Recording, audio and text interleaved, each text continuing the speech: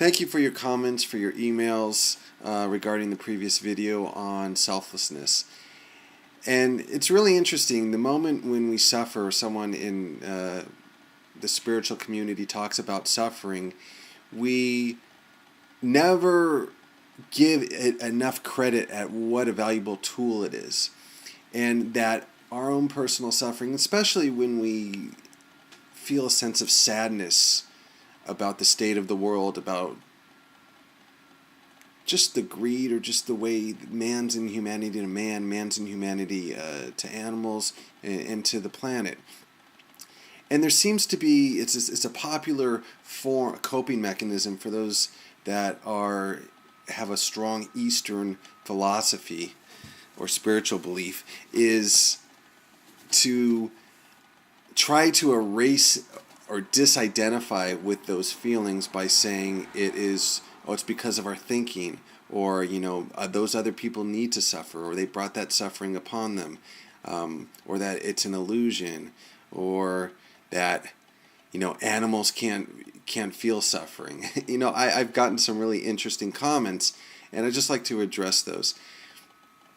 What happens is that we can so easily shut off our own humanness and our own emotions and our own spirit by trying to anesthetize us from suffering and then making it something that we feel we need to fix. And it is a beautiful thing to be human and to experience suffering, to experience joy, to experience sadness, to experience contentment. And many people in the spiritual community get so attached to just the positive, the inner peace, the contentment, and become very passive. And I think underlying that is a very effective tool of denial. And we just kind of disconnect from empathizing what is going on in the world. And for me, the suffering, over the past couple months has been such a great catalyst to act, because I'm at the stage now that when I meet spiritual people and their lives are not backed up with actions, and there's not a selflessness to them. There's not a volunteering heart, an empathetic heart, or just a heart that takes actions in minimizing the suffering of others. Because it's a very easy cop-out, that saying, well, everything is as it's supposed to be, and I don't need to do anything, and I just need to awaken myself, and everything will magically change. And that's just such bull. And that just perpetuates the continuing of suffering. And it's easy to say this, being living in the Western world and having many advantages that most people don't have globally. I mean, just today I'm watching on the news about people in Ethiopia that the little kids they're starving to death. The little kids have flies all over their faces, distended stomachs, and just immense suffering. And then we're going to say, it's just so pompous to say, well, they need that for their spiritual awakening. I don't know. I'm not in that space anymore. And I'm not in the space of denying that suffering. I'm in the space of accepting and learning from it and growing, because I think it is an effective tool to show my own inaction, to shine a light on myself and how many areas that I fall short. And I've heard other people say, well, what can you do about it? There's nothing you can do about the suffering of others. And, animals, factory farming, and the horrific, if you've seen videos, I recommend one called Meet Your Meat, MEET, your, then MEAT, or I think Earthlings is another one. There's a whole bunch on YouTube. But if you see what is going on behind closed doors, you would just be aghast. And for people to say, well, animals don't feel suffering, or there's nothing we could do about it, every chicken, cow, every time you say no to eating meat, to factory farmed, chemical laden meat, it does make a difference. You are making a difference, because that's one less animal that needs to be slaughtered.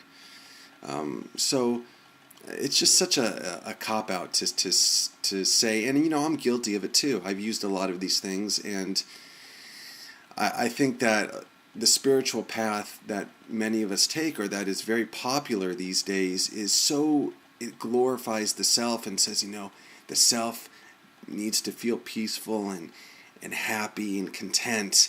And then we try to manipulate our thinking and our minds and say, well, it's all ego, and I'm just going to ignore, or I'm going to detach from the ego. When really we're just denying reality.